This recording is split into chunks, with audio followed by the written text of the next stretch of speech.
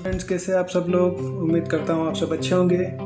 आप लोगों का बहुत बहुत स्वागत है आपके अपने चैनल बंटीज ट्यूटोरियल में। इससे पहले के वीडियो में हमने सीखा था इन्वर्स प्रोपोर्शन और उसके एग्जांपल्स के बारे में। आज हम इस वीडियो में सीखेंगे पार्टनरशिप। पार्टनरशिप जो है वो direct and inverse proportion chapter का ही एक हिस्सा है। ठीक है, तो चलिए शुरू करते हैं। पहले हम देख लेंगे इसका डेफिनेशन पार्टनरशिप का, कि पार्टनरशिप किसे कहते हैं। ठीक है, when starting a business enterprise money is required for an office और रॉ मटेरियल। ठीक है, कोई भी बिजनेस शुरू करने के लिए हमें क्या चाहिए, ऑफिस चाहिए और रॉ मटेरियल की ज़रूरत पड़ती है।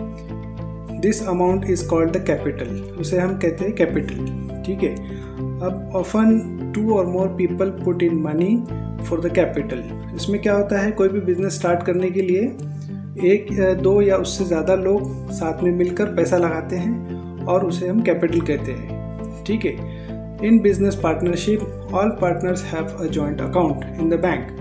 ठीक है, उसमें जितने भी पार्टनर्स होते हैं वो उनका जॉइंट अकाउंट होता है, मतलब एक ही अकाउंट होता है और दोनों ऑपरेट कर सकते हैं। ठीक है, दूसरी बात, द प्रॉफिट मेड और loss incurred is shared by the partners in the proportion to the money each one has invested।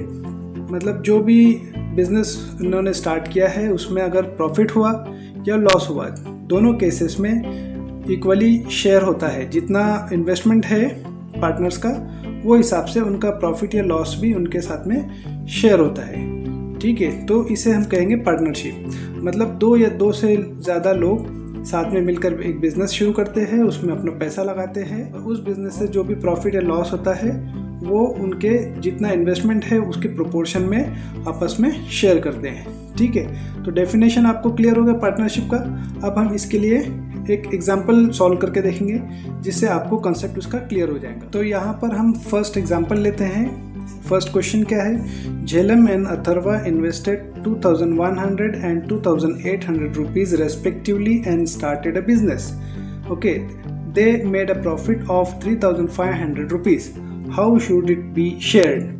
ठीक है, तो क्वेश्चन क्लियर हो गया कि झेलम और अथर्वा ने 2100 और 2800, मतलब झेलम का 2100 और अथर्वा का 2800 रुपीज़ लगाकर उन्होंने एक बिजनेस स्टार्ट किया और उसमें टोटल प्रॉफिट हुआ उनको 3500। अब वो उनको कैसा शेयर करेंगे।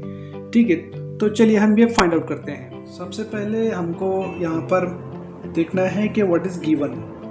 Okay, so the given is first the investment of Jhelum. Okay, Jhelum का इन्वेस्टमेंट कितना है, झेलम का इन्वेस्टमेंट है 2100 और दूसरा क्या दिया है, अथर्वा का इन्वेस्टमेंट। अथर्वा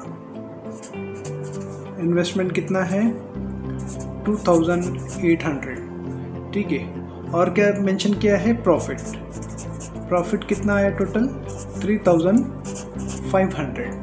ठीक है, ये 3 चीज़ें दी हुई हैं।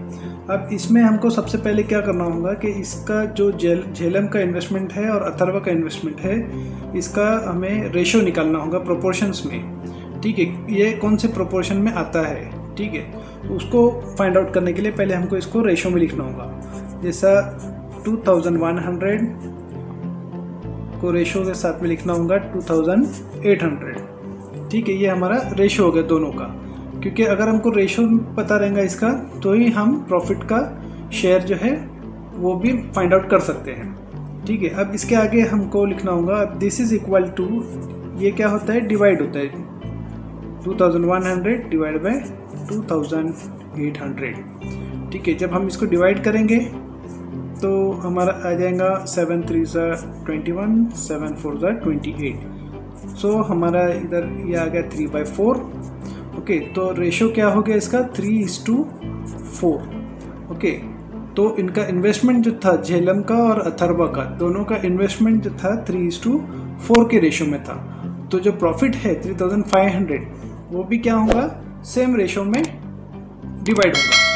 ठीक है, तो अब वो कैसा होगा हम देखते हैं। तो उसके लिए हमें क्या करना होगा, यहाँ पर first let us consider Jhelum profit. ठीक है।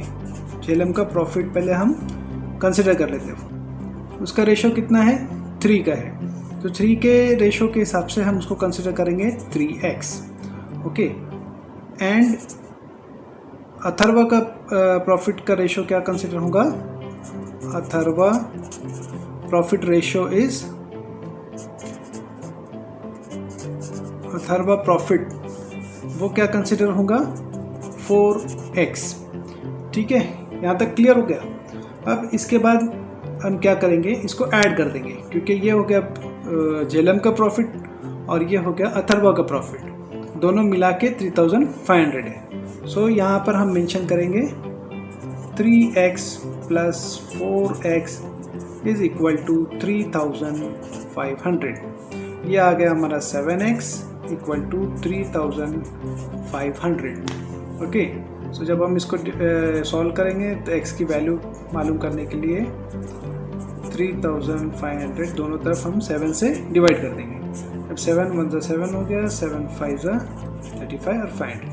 तो x की वैल्यू क्या आ गई हमारी, x की वैल्यू आ गई 500।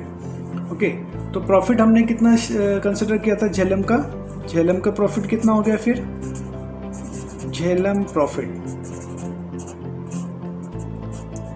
ओके, झेलम प्रॉफिट क्या हो गया, इक्वल टू 3x था। सो 3 मल्टीप्लाई बाय x की वैल्यू हो गई हमारी 500, तो झेलम का प्रॉफिट हो गया 1500 रुपीज़। क्लियर। अब जो है अथर्वा का प्रॉफिट देखते हैं। अथर्वा का कितना था हमने कंसिडर किया था, अथर्वा प्रॉफिट वो हमने कंसिडर किया था 4x। Okay, so 4 into multiply by x की वैल्यू आ गई हमारी 500। ठीक है, so that is equal to 2000 rupees. So हमको यहाँ पर मालूम पड़ गया कि झेलम का प्रॉफिट जो है वो कितना है 1500 रुपीज़ और अथर्वा का प्रॉफिट है 2000 रुपीज़। सो इस तरह से हमको दोनों का शेयर जो है प्रॉफिट शेयर इसमें मालूम पड़ गया। ठीक है, तो मैं समझता हूँ स्टूडेंट्स इस वीडियो में इतना ही। अभी आज हमने सीखा पार्टनरशिप किसे कहते हैं और उसका एक एग्जाम्पल मैंने आपको करके दिखाया। ठीक है, अगले और एक वीडियो में मैं आपको इसी तरह का और 1 या 2 एग्जाम्पल एक्सप्लेन करके दिखाऊंगा, जिससे कि आपका पार्टनरशिप का जो कंसेप्ट है वो क्लियर हो जाएगा। ठीक है, तो तब तक के लिए टेक केयर ऑफ़ योरसेल्फ और मिलते हैं अगले वीडियो में। Good bye.